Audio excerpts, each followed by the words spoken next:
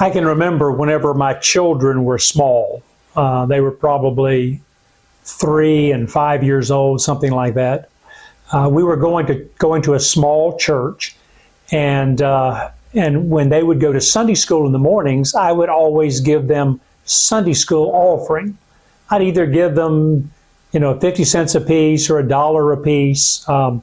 This particular Sunday, they came to me for Sunday school offering. All I had was $1 bill. That was it. I didn't have change. I didn't have any other bills in my wallet. I had $1. And they said, we've got to have Sunday school money. We've got to have Sunday school money. And both of them standing there, and I couldn't give to one and not the other.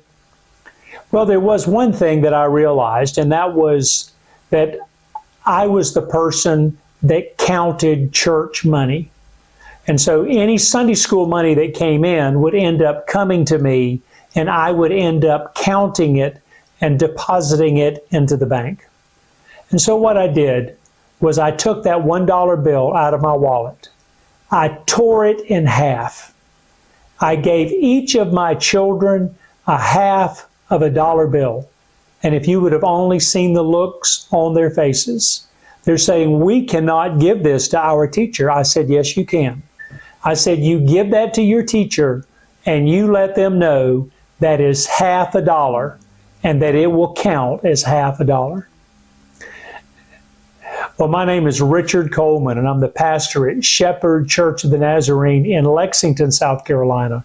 And it's great to be able to spend just a few moments with you today.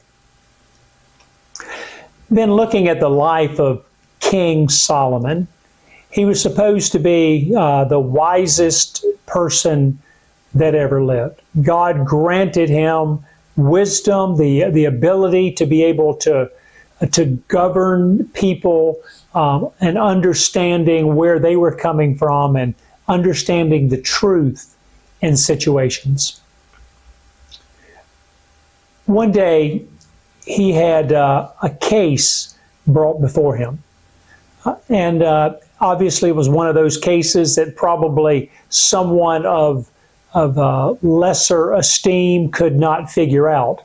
And so I guess they said, let's take it to the king and let him figure this out. What it involved was 2 women. They were both prostitutes.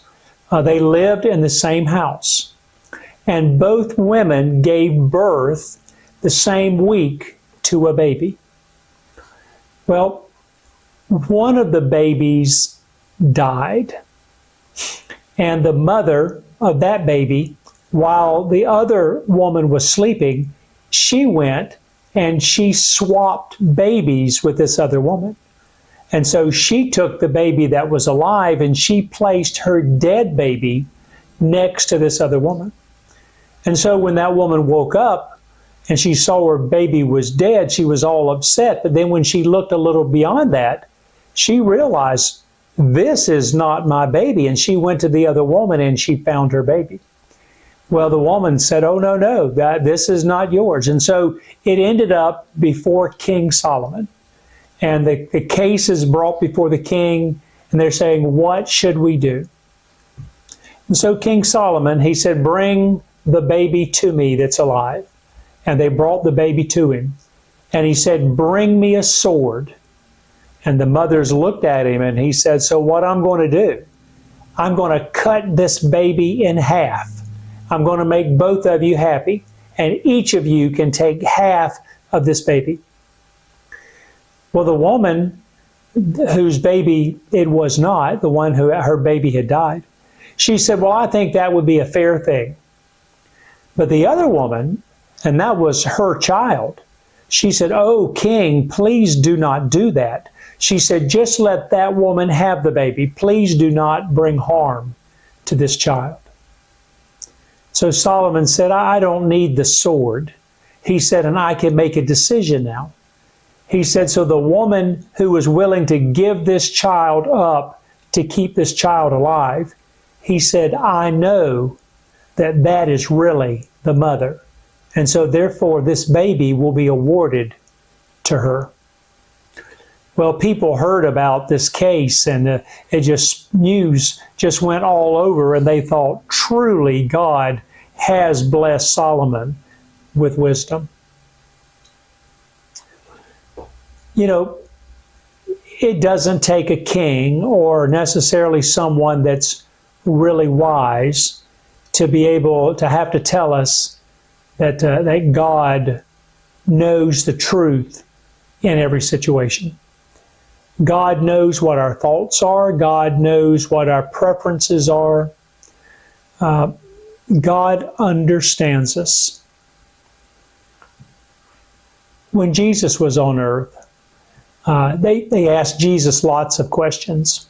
One of the questions they asked him was about the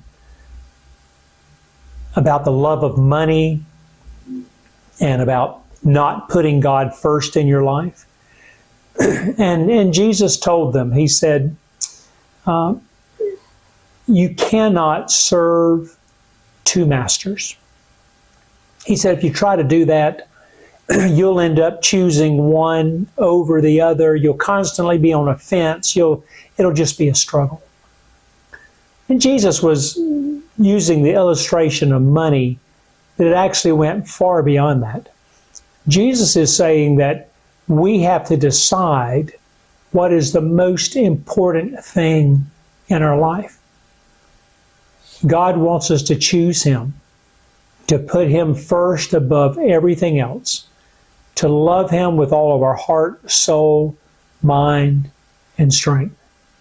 And we don't need a wise man or a wise king to come along and tell us that. God has already made it clear to us that we're to put Him first above everything else. And Jesus told us that if we put God first above everything else, to love Him with heart, soul, mind, and strength, then the rest of what we need to do will follow that. Because the rest of that is to be able to love others as much as we love ourselves. So that's my challenge for you this week, is to be able to examine yourself and ask yourself, are you really putting God first in everything that you do? So may the Lord bless you and keep you. May His face shine upon you. May you truly put God first in everything that you do this week. Thanks for taking the time and watching today.